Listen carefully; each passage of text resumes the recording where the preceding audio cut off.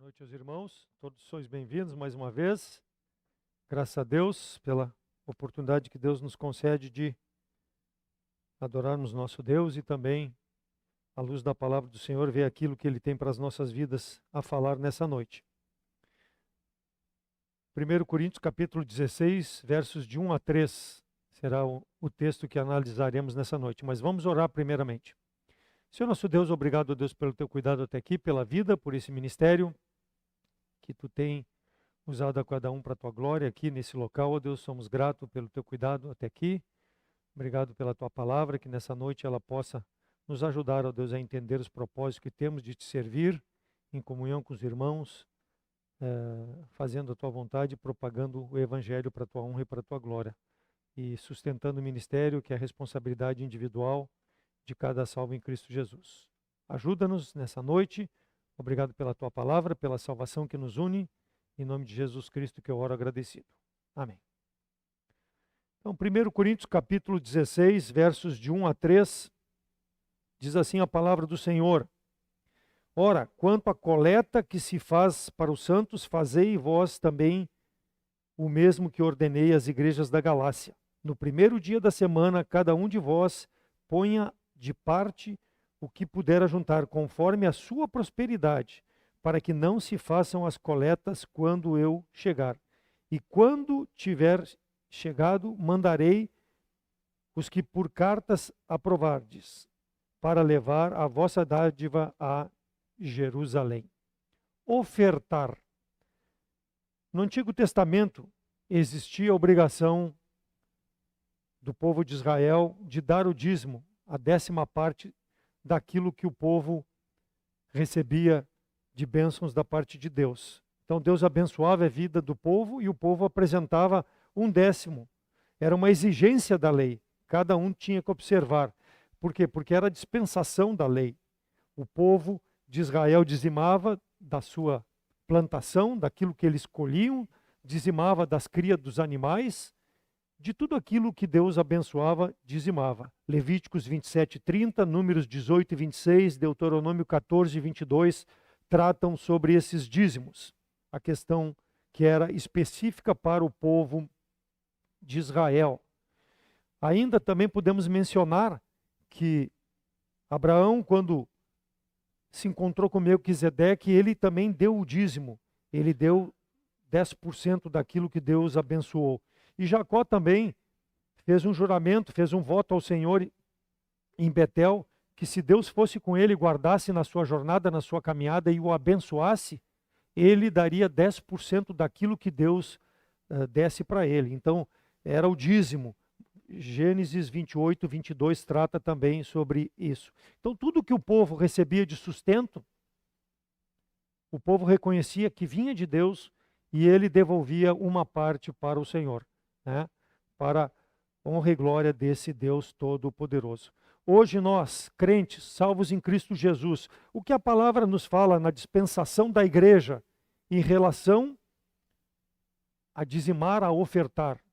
O apóstolo Paulo vai nos mostrar na palavra de Deus qual deve ser o nosso procedimento. Será que existe a obrigação do salvo em Cristo Jesus de dar algum percentual para Deus? Deus concede bênçãos para nossas vidas. Deus nos dá o sustento, Deus nos dá um trabalho. Nós temos renda e muitas vezes nós recebemos bênçãos de outras pessoas que nós não investimos, não fizemos nada e usamos isso para o nosso benefício. Eu preciso dizimar sobre essas coisas? Nós sabemos que os pregadores da prosperidade, eles manifestam que Deus só vai te abençoar se tu der para Deus. Porque se tu não der para Deus, Deus não vai te abençoar. Isso é o evangelho da prosperidade. Então, oferte a Deus sem restrições para que Deus possa te abençoar ricamente, derramar as bênçãos de Deus sobre a tua vida. Isso é o evangelho da prosperidade. Então, cada real que eu dou para Deus, 100 vezes mais Ele vai dar para mim. É o que é pregado em muitas igrejas. Então, muitas pessoas são enganadas e dão, não para Deus, mas para essas pessoas que estão à frente dessas igrejas, dizendo que Deus mandou que fosse assim. Então nós precisamos ter cuidado à luz da palavra de Deus, o que é realmente Deus nos exige na parte material. Nós sabemos que espiritualmente é muito mais importante nós estarmos no relacionamento de afinidade com Deus do que dizimarmos, darmos qualquer coisa para Deus materialmente e não estarmos numa vida espiritual. Até porque tudo pertence a Deus e Deus não precisa da parte material. Ele quer ver o que está dentro do teu e do meu coração. É claro que a fidelidade, quando nós ofertamos, nós estamos demonstrando a nossa fé nesse Deus, porque além dele nos suprir, nós estamos dando e sabemos que ele vai nos abençoar, claro, muito mais e muito mais ricamente. Mas nós não estamos dando para Deus para ganhar, como muitos do Evangelho da Prosperidade pregam. Ou seja, pregam benefícios para os pregadores e não para a obra do Senhor. Lá em Lucas 6:38 diz: dai e ser-vos-á dado. Boa medida, recalcada, sacudida, transbordando vos darão. Porque com a mesma medida com que medirdes, também vos medirão.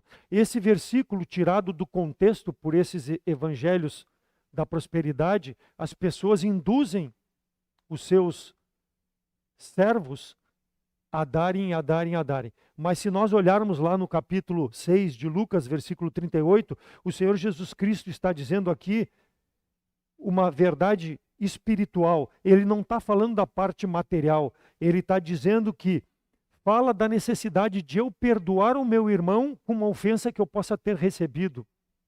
Eu devo perdoar. Mas eles tiram do contexto e usam. Deus mandou dar para que tu possa receber. Então, não podemos tirar do contexto aquilo que Deus nos dá como área espiritual e aplicarmos para as coisas materiais. Então, o Senhor Jesus Cristo cumpriu a lei e com seu sacrifício na cruz pelos nossos pecados, ele nos dá um novo testamento, ele nos dá o evangelho para que nós possamos propagar conforme a palavra do Senhor e não usar o evangelho para termos vantagens, porque tudo pertence ao Senhor. Então, o cristão, ele precisa se submeter a uma contribuição? Essa é a pergunta. Qual o percentual que ele tem que dar? Mas, ai de vós, fariseus, que dizimais a hortelã e a ruda e de toda a hortaliça, e desprezais o juízo e o amor de Deus. Importa fazer estas coisas e não deixar as outras. Jesus Cristo aqui está dizendo, deixa de ser hipócrita. Por quê? Porque tu está dando dízimo, oferta, mas não vive uma vida decente diante de Deus. Então, as aparências externas não mostram muitas vezes o sentimento do coração. E Deus sonda o coração e Ele sabe o nosso interesse. Então, versículo 2 do nosso capítulo 16, Paulo diz, conforme a sua prosperidade, oferte. Então, o crente, ele deve ofertar? Sim, ele deve ofertar. Mas nós já vamos ver, aqui no contexto do capítulo 16, o que o apóstolo fala e como nós devemos proceder. Então, é responsabilidade de nós ensinarmos que o salvo em Cristo Jesus realmente tem que contribuir com a obra local, é a nossa responsabilidade. Agora, é uma coisa que tem que ser voluntária, ela não pode ser por obrigação, ele tem que ter um entendimento da palavra de Deus, porque Deus vai sondar e vai ver esse coração, qual é a intenção em relação a essa contribuição. Nós não podemos barganhar de Deus porque estamos sendo fiéis na parte material. Deus não é um Deus de barganha. Nós temos que buscar o Deus das bênçãos e não as bênçãos de Deus. Nós estamos buscando a Deus porque Ele já nos abençoou. Nós não estamos buscando a Ele porque Ele vai me abençoar. Ele, claro, vai continuar me abençoando, mas eu vou reconhecer primeiramente que Ele já me abençoou e aí, a partir disso, eu vou ofertar para Deus. Essa é a ideia do Evangelho, né? Não buscar o Deus das bênçãos, mas as bênçãos de Deus, mas os Deus das bênçãos. Então, não se refere a percentual algum. Paulo não refere-se a uma percentual, mas ele vai nos mostrar que nós temos que ter um envolvimento, e esse envolvimento tem que ser voluntário. Tu pode dar 15, 20, 30, 90%, como muitos empresários dão, e ficam com 10% dos negócios para viver. Por quê? Porque são tão abençoados por Deus que eles retribuem muito, muito, muito mais do que os 10% que era obrigado pela lei. Então não existe um percentual, não existe um limite, nem maior nem menor. O que precisa é nós sermos fiéis nessa área. A nossa renda pertence ao Senhor. Então Deus, Ele não precisa do nosso dinheiro, mas Ele tem prazer quando nós ofertamos. Quando passa o prato aqui na hora da oferta e eu, com coração voluntário, eu oferto para a obra do Senhor. Por quê? Porque o sustento da obra é necessário. Nós temos água, luz, temos a internet, temos a manutenção, a limpeza, temos o salário do pastor, o salário do zelador, tudo isso faz parte do quê? A nossa disposição em ofertar para usar para a obra do Senhor. Então Deus vai nos abençoar se nós formos fiéis. E o nosso compromisso com a obra do Senhor, ele é individual. Como igreja, coletivo, mas ele é individual. Cada um sabe aquilo que realmente Deus tem lhe dado e aquilo que eu posso tirar e devolver, não para Deus, mas para usar na obra do Senhor. Então Paulo nos dá informações aqui, o que deve ser feito, e ele diz, no primeiro dia da semana. Ora, quando eu for e fazer coleta para os santos, fazei vós também o mesmo que ordenei às igrejas no primeiro dia da semana, versículo 2. Então, no dia de culto, nós podemos ofertar na quarta-feira, também podemos ofertar em qualquer culto, mas o dia da semana, o primeiro dia, onde eu estou apresentando as primícias daquilo que Deus me abençoou. Então, separar uma oferta, estar pronto para contribuir, é o que o Paulo aqui nos desafia. E ele nos mostra com qual a finalidade ele exorta aqui para que levantemos a oferta. Primeiro, para ajudar os irmãos necessitados, versículos 1 e 3, ele disse, coleta que se faz para os santos, versículo 1. E no versículo 13 ele disse, para levar a vossa dádiva a Jerusalém, ou seja, para os santos lá em Jerusalém. Então ele exorta para que nós possamos levantar para aqueles que necessitam, em primeiro lugar. Ele está falando aqui dos pobres, aqueles com menos condição, como ele já tinha ordenado na igreja lá da Galácia. Gálatas 2:10, recomendando-nos somente que nos lembremos dos pobres, o que também procurei fazer com diligência. Então ajuda aos judeus em razão das bênçãos espirituais que os judeus concederam aos demais. Então, Romanos 15, 25 e 27. Mas agora vou para Jerusalém para ministrar aos santos, porque pareceu bem a Macedônia e a Caia fazerem uma coleta para os pobres dentre os santos que estão em Jerusalém. Isto lhes pareceu bem, como devedores que são para com eles. Porque se os gentios foram participantes dos seus bens espirituais, devem também manifestar os temporais. O que ele está dizendo aqui? Os gentios receberam a palavra do Senhor, por quê? Porque de Jerusalém partiu com a dispersão crentes, os apóstolos, para pregar o evangelho por todos os locais. Então, bênçãos espirituais para os gentios, Paulo exorta, vocês têm obrigação de ajudar esses mais pobres que têm necessidade lá em Jerusalém. Ele exorta nesse sentido aqui, receberam espiritualmente, tu pode abençoar materialmente. Então esse é o sentido, levaram a palavra aos gentios e os gentios estavam sendo exortados a sustentar. Então Paulo sempre pregou a palavra de Deus e ele, dentro do possível, buscava ofertas para ajudar aqueles irmãos necessitados. Ele não pegava para si como pregador, ele juntava para abençoar outras pessoas. E é assim que Deus quer, irmãos. Se Deus tem nos dado talvez além daquilo que eu possa precisar para o meu dia a dia, eu preciso abençoar outras pessoas. Nós temos a nossa oferta de amor, a nossa a cesta de amor. É uma forma de eu abençoar os pobres, aqueles que têm menos necessidade. Deus tem me dado além do que eu preciso e eu posso abrir mão e ofertar. Posso dar oferta financeira também. Nós exortamos que participem da oferta de amor ou a cesta de amor para que financeiramente tu possa avisar o tesoureiro que é especificamente nesse assunto. É uma forma de nós contribuirmos. O Paulo está dizendo aqui qual o valor. Não tem valor. É o que Deus te colocou no teu coração. Ou aquilo que Deus já te abençoou para que tu possa abençoar outras pessoas. Pessoas que têm necessidade. Paulo, então, ele exorta. Alguém poderá então dizer, eu preciso ajudar os judeus também? Dos judeus veio Jesus Cristo, dos judeus veio a palavra da salvação. Eu devo ajudar os judeus dentro do possível, se puder ajudar. Espiritualmente, pregue a palavra para eles, porque eles rejeitam o Messias que veio deles. E se puder financeiramente, conhecendo algum judeu que tenha necessidade, pode ajudar também. Paulo está exortando nesse sentido.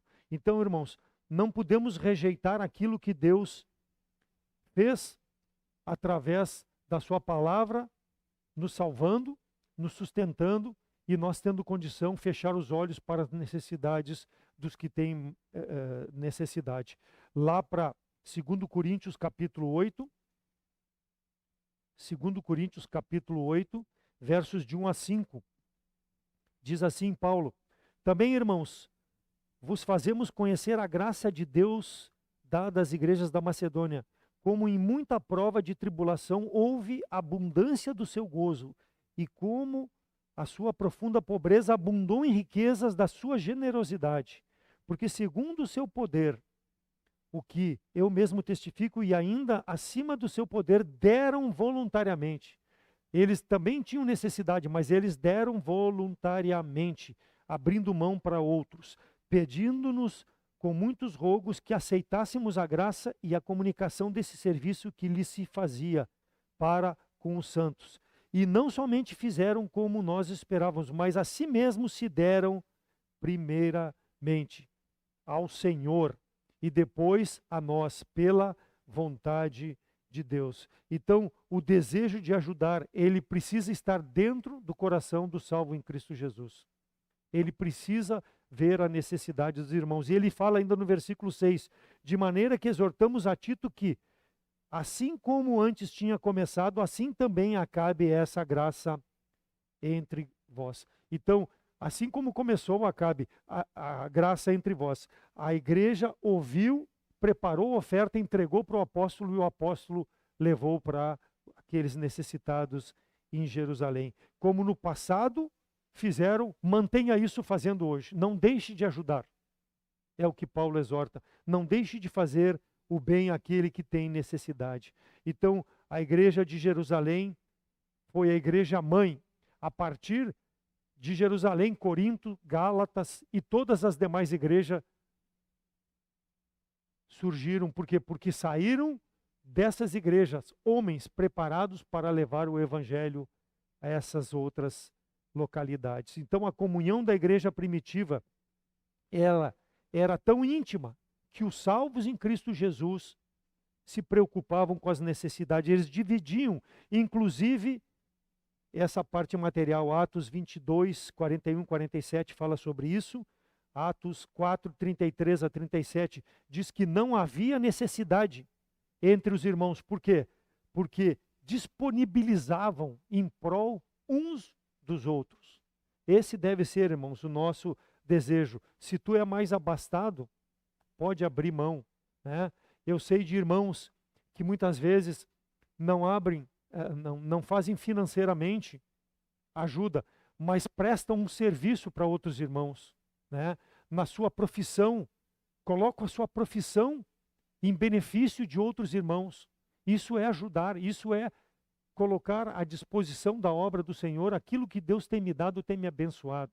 E Deus vai retribuir com certeza para esses irmãos, porque está fazendo para a glória desse Deus que vai ser nosso último ponto dessa mensagem. Mas é importante nós termos esse entendimento, que não é pesado para o cristão abrir mão em prol de um irmão em Cristo Jesus. Versículo 2, voltando lá para o capítulo 16 de 1 Coríntios, prontidão em razão da prosperidade. Eu reconheço, foi o Senhor que me deu. E se Ele me deu, eu vou prontamente colocar à disposição. Traz a oferta, porque Deus já te abençoou. Traz a oferta, não para ser abençoado. Não saiba o que a tua mão esquerda está fazendo, a direita saiba. Faça para a glória de Deus. Dê e não espere receber de volta. Segundo Coríntios 9, 1 e 2. Quanto à administração que se faz a favor dos santos, não necessito escrever-vos. Paulo está dizendo aqui para Coríntios, eu não preciso lembrar vocês, porque bem sei a prontidão do vosso ânimo, da qual me glorio de vós para com os macedônios, e que a Caia, está pronta desde o ano passado, e o vosso zelo tem estimulado. Quer dizer, quando eu sei que um irmão está fazendo, vai me estimular, se eu estou mão fechada, a fazer a mesma coisa. Se Deus tem me abençoado. Então deve ser um estímulo. Por isso que a igreja primitiva prosperou, irmãos, porque eles tinham todo o mesmo sentimento, todo o mesmo pensamento em ajudar, em ter comunhão e ajudar uns aos outros. De maneira que exortamos a Tito, assim como antes tinha começado, assim também acabe a graça entre vós. 2 Coríntios 8, 6. Começou, vamos continuar, vamos terminar, vamos fazer parte, vamos colocar à disposição. Então a oferta que Paulo primeiro fala é em relação à nossa fidelidade de ajudar aos irmãos necessitados. Em segundo lugar, ajudar a propagação do Evangelho, capítulo 16, versículo 9. Porque uma porta grande e eficaz se me abriu, e há muitos adversários. Uma porta se abriu. Paulo está falando aqui a possibilidade de pregar o Evangelho. Então, ajudar na propagação do Evangelho, nós devemos ter isso em mente para que possamos ofertar. E aqui Paulo está falando lá de Atos 19, lá em relação à igreja de Éfeso, ganhar almas para Cristo ao invés de ficar simplesmente na comunhão em Corinto. Não, Paulo deixou aqueles irmãos em Corinto e abriu um outro ministério, porque uma porta eficaz se abriu. Deus o chamou para aquele local. E assim pode acontecer conosco, irmãos. Nós precisamos saber que há dificuldades, mas que nós precisamos sempre nos disponibilizar a propagar o Evangelho. Evangelismo, entregar um folheto, isso muitas vezes não tem custo, mas isso é eu colocar a minha vida à disposição de Deus. Não estamos nem falando materialmente, mas a minha vida ser colocada à disposição do Evangelho. Porque Atos 1:8, recebemos a virtude do Espírito Santo que veio sobre nós, e nós temos que ser testemunha em Jerusalém, assim como na Judéia, Samaria, até os confins da terra. Precisamos nos preocupar em propagar a palavra de Deus. Quando ele fala Jerusalém, evangelismo que só tu pode fazer aonde Deus te coloca. Só eu posso fazer aonde Deus me coloca. E ele me deu a virtude, ele me deu o poder do Espírito para eu fazer isso. Judéia, Samaria. Judéia talvez eu possa fazer também, que é uma parte do nosso estado, da nossa cidade. Samaria, talvez fora do Rio Grande do Sul, Brasil, confins da terra, onde for. Se eu não posso ir, eu posso enviar missionários. Se eu não posso ir, eu posso apoiar com oração. Mas eu não posso deixar de me preocupar com o evangelismo pessoal. Eu não posso lavar as mãos. Eu preciso me oferecer, ajudar a propagar o Evangelho.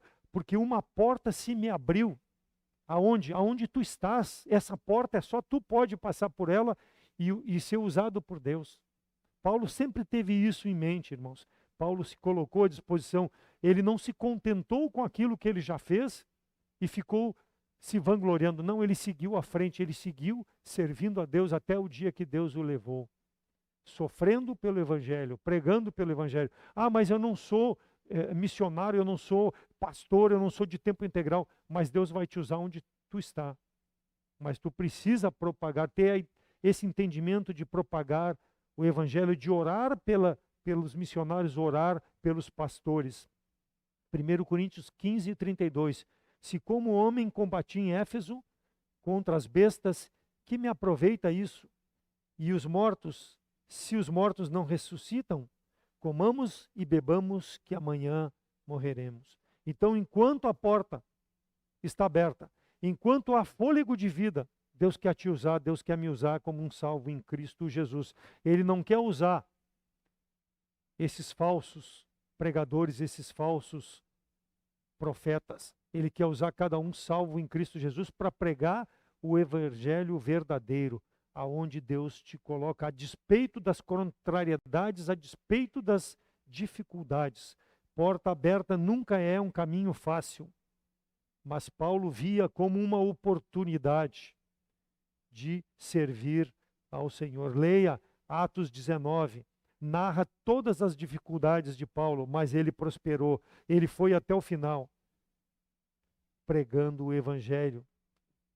Paulo sabia que iria ser preso, sabia que aquela seria talvez a sua última viagem missionária. Ele sabia, mas ele não deixou de pregar o evangelho, porque ele sabia que tinha que servir ao Senhor. Ficou ali, mesmo intimidado, pregando por 3 anos lá em Éfeso. Proclamou aos gentios a graça de Deus que perdoa os pecados através de Cristo Jesus, que é a mesma graça, irmãos, que nós devemos pregar e propagar. Então, Paulo nos exorta, primeiro, a levantar ofertas para ajudar aqueles que precisam. Em segundo, ajudar na propagação do evangelho, pessoalmente ou através da promessa de fé. E em terceiro, ele nos exorta a glorificar a Deus. 1 Coríntios 10, 31. Quer comais, quer bebais, ou façais qualquer coisa, fazei para a glória de Deus. A igreja tem a responsabilidade para com Deus, irmãos, de servir ao Senhor, de colocar tudo aquilo que pertence ao Senhor à disposição do evangelho, visando manter essa estrutura, visando manter o ministério. Como já falei, nós temos um pastor, nós temos toda a parte de estrutura que precisa ser mantida. O governo não vai dar dinheiro para isso. O governo até pode nos isentar algumas taxas que, como filantrópicos que as igrejas são consideradas, pode nos ajudar. Mas o governo não vai pagar o salário do pastor. Nós somos responsáveis em manter essa estrutura para que o evangelho progrida, seja propagado. Responsabilidade de cada um de nós, irmãos. Porque se nós não mantivermos os impostos, as taxas, tudo em dia, o governo vai tomar de nós esse local que pertence para pregar a palavra de Deus. Então nós temos que ter o zelo, o cuidado com isso.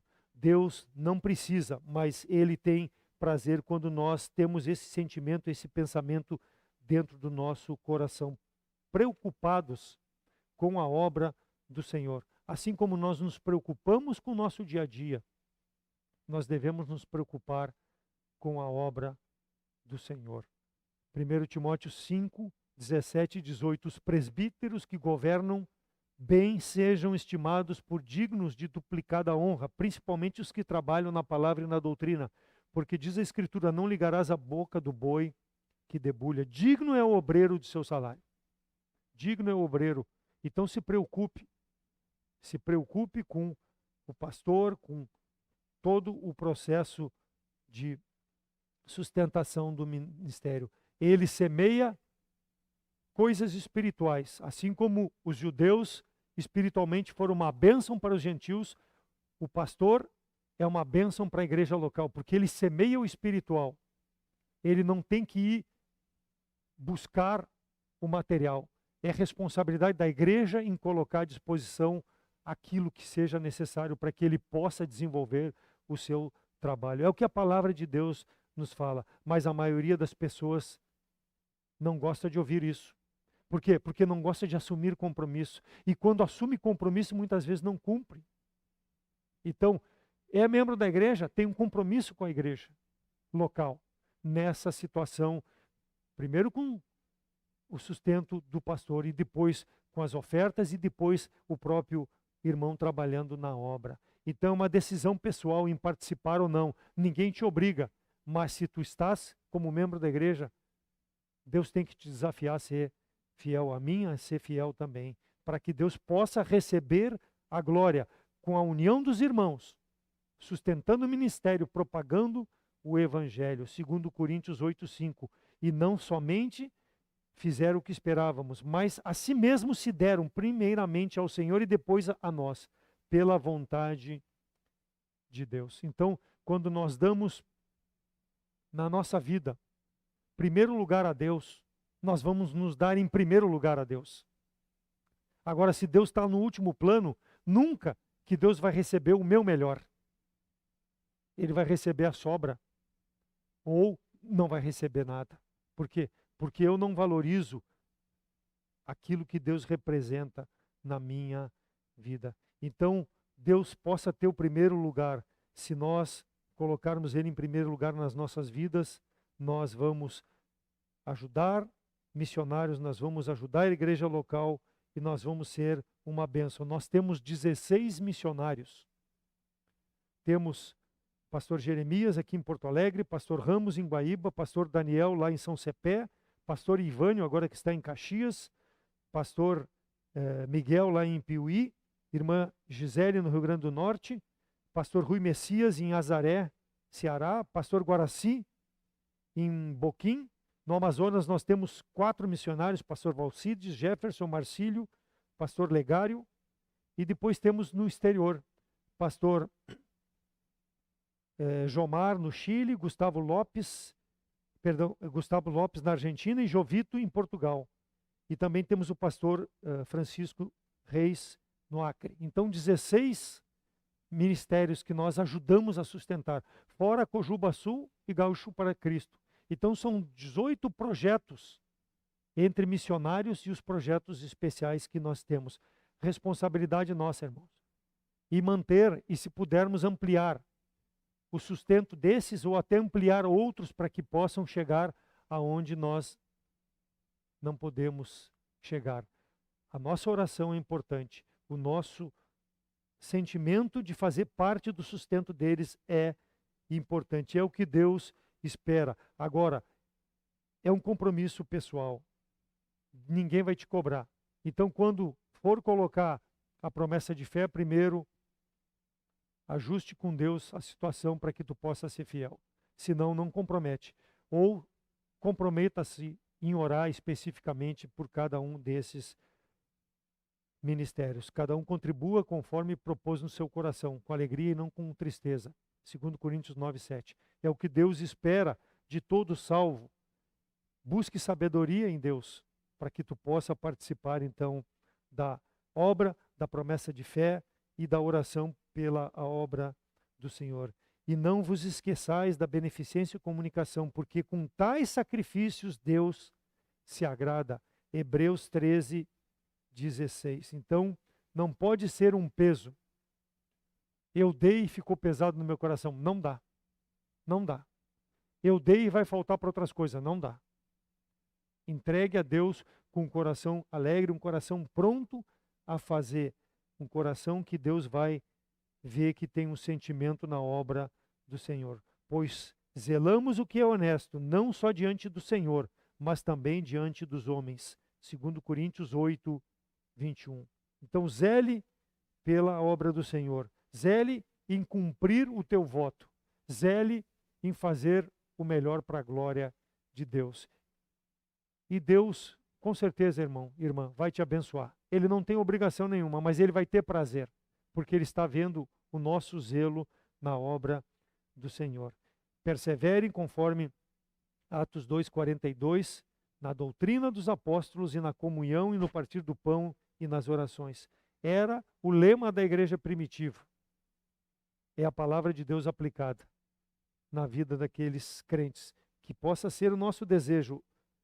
A nossa igreja possa ser um exemplo de perseverança, um exemplo de estar firmado na doutrina do Senhor, na oração e no sustento da obra local e aonde nós não podemos chegar. Coloque à disposição de Deus. O livro dos apóstolos, irmãos, não é um livro doutrinário, mas ele é um livro de prática de homens, mulheres que entenderam a palavra de Deus, ou seja, a doutrina, e aplicaram em suas vidas. Que sirva de desafio para mim e para cada um dos irmãos. Amém? Vamos orar. Senhor nosso Deus, obrigado pela vida, obrigado por essa igreja que tem se mantido já há 35 anos pregando a Tua palavra, pela fidelidade de cada irmão que entende, ó Deus, através da pregação da Tua palavra, a necessidade de crescer na Tua graça e no Teu entendimento, para ter o fundamento da Tua palavra em sua vida e poder, ó Deus, te servir, sendo um evangelista, sendo um sustentador de missionários e também através da oração, o ministério local e os missionários também são sustentados e também sempre ter um coração disposto, ó Deus, a levar a mensagem da salvação aonde Tu coloca cada um de nós. Ajuda-nos a sermos fiéis, a termos o compromisso contigo em primeiro lugar e também nos unirmos com os irmãos pelas necessidades uns dos outros, abrindo mão muitas vezes daquilo que Tu nos dá além do que precisamos e colocar à disposição também dos irmãos que passam por dificuldades e necessidades, que possamos ter o mesmo sentimento como tinha a igreja primitiva, de remirmos o tempo, Deus. Eles já naquele tempo achavam que o Salvador estava voltando e que nós possamos ter esse sentimento hoje, ó Deus, que Tu estás às portas, voltando para nos levar e nos encontrar para que possamos eternamente estarmos na Tua presença. Mas enquanto isso não acontecer, que o nosso desejo seja de, em comunhão com os irmãos, te servirmos e honrarmos e glorificarmos o Teu santo nome. Graças te damos por tudo, em nome de Jesus Cristo, que eu oro agradecido. Amém.